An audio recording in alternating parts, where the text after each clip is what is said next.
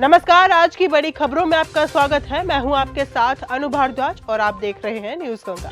आज की बुलेटिन में बात करेंगे क्या है ईरान युद्ध पर पीएम मोदी का बयान, बताएंगे आपको क्यों लगे पेट्रोल पंप पर नो स्टॉक के बोर्ड, दिखाएंगे आपको बंगाल और असम चुनाव पर क्या बोले ओवैसी।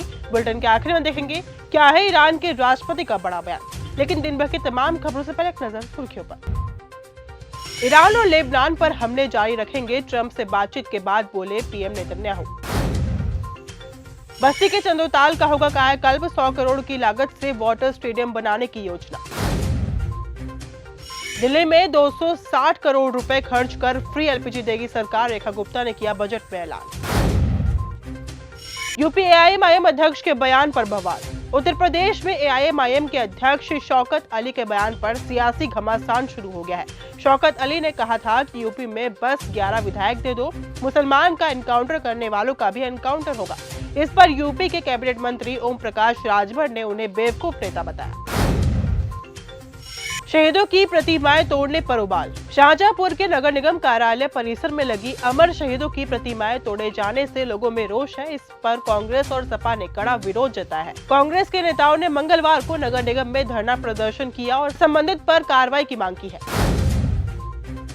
रंधावा केस पर सीएम मान का सीबीआई जांच से इनकार। पंजाब के मुख्यमंत्री भगवंत मान ने अमृतसर में पंजाब वेयर हाउस कॉरपोरेशन के जिला मैनेजर गगनदीप सिंह रंधावा की इच्छा मृत्यु के मामले में सीबीआई जांच से इनकार कर दिया है।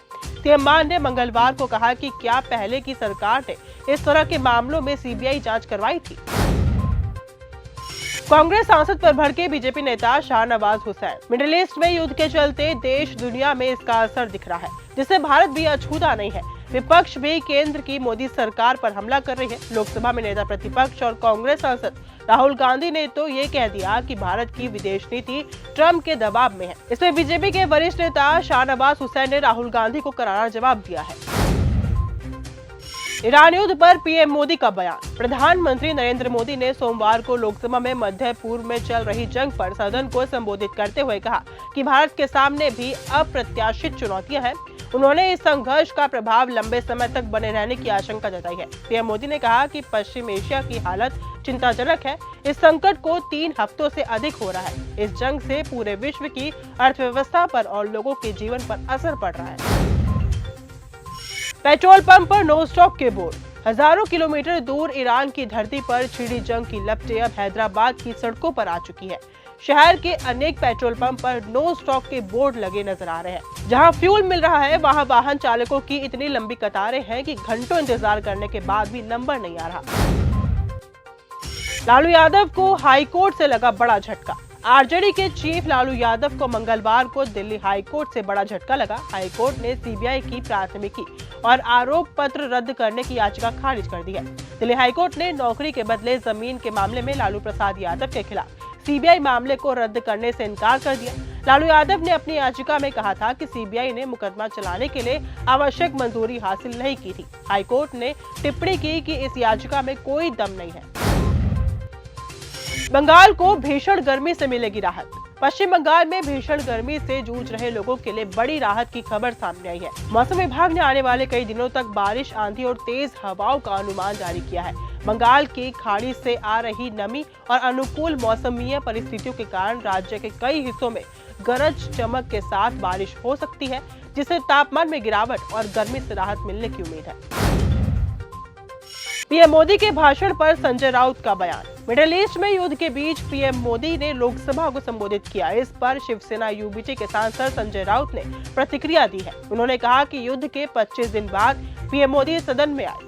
हमने उनकी बॉडी लैंग्वेज, उनका चाल चलन, उनके बोलने का ढंग ऑब्जर्व किया तो हम सबको लगा कि मोदी डिप्रेशन में है। मोदी जी की ज्यादा दिन सत्ता में रहने की मानसिकता नहीं दिखती, मोदी खुद ही जाएंगे। बंगाल और असम चुनाव पर बोले ओवैसी। सत्ता सम्मेलन में एआईएमआईएम के नेता असदुद्दीन ओवैसी ने ईरान में जारी युद्ध और भारत की विदेश नीति पर जमकर निशाना साधा और कहा कि इससे भारत को खासा नुकसान हो रहा है। अमेरिका हमारी विदेश नीति कैसे तैयार कर रहा है। वहीं देश के 5 राज्यों और केंद्र शासित प्रदेश में चुनाव को लेकर ओवैसी ने कहा कि हम बंगाल में चुनाव लड़ने जाएंगे तो वहां पर विपक्षी दल हमें ही गाली देना शुरू कर देंगे। अखिलेश के साथ आने को लेकर उनका कहना है कि पहले वो हमें बुलाए तो सही। भूत बंगला के लिए अरिजीत सिंह ने किया था अप्रोच। बॉलीवुड में हमेशा गाने फिल्मों की पहचान बन जाते हैं, लेकिन कभी कभी ऐसा भी होता है जब कोई सिंगर खुद किसी गाने का हिस्सा बनने के लिए आगे आता है। अक्षय कुमार के फिल्म भूत बंगला के नए गाने तू ही दिसदा को लेकर भी कुछ ऐसा ही दिलचस्प किस्सा सामने आया। अपनी आवाज से करोड़ों दिलों पर राज करने वाले अरिजीत सिंह इस गाने को गाने के लिए खुद फिल्म की टीम के पास पहुंचे थे। आमतौर पर मेकर्स की तरफ से सिंगर्स को गाना ऑफर किया जाता है, लेकिन ये मामला बिल्कुल उल्टा दिखाई दिया। भूकंप के तेज झटकों से डोली धरती। ओशनिया महाद्वीप के टोंगा क्षेत्र के पास नयाफू में मंगलवार को 7.6 तीव्रता का तेज भूकंप आया। अब तक किसी नुकसान की सूचना नहीं मिली है। यूएसजीएल के मुताबिक भूकंप 235 किलोमीटर से अधिक की गहराई पर आया था। ट्रंप से बात करेंगे मोस्तफा खामनेई। अमेरिका, इजरायल और ईरान के बीच जारी जंग का आज 25वां दिन है। एक और दोनों ओर से ताबड़तोड़ हमले हो रहे हैं, तो वहीं दूसरी ओर युद्ध की समाप्ति की भी कोशिशें की जा रही है। यूएस प्रेसिडेंट डोनाल्ड ट्रंप भी युद्ध के खात्मे के संकेत दे चुके हैं। वहीं अब नई रिपोर्ट के मुताबिक ईरान के नए सुप्रीम लीडर मोस्तफा खामनेई भी जंग को खत्म करने के लिए तैयार दिख रहे हैं।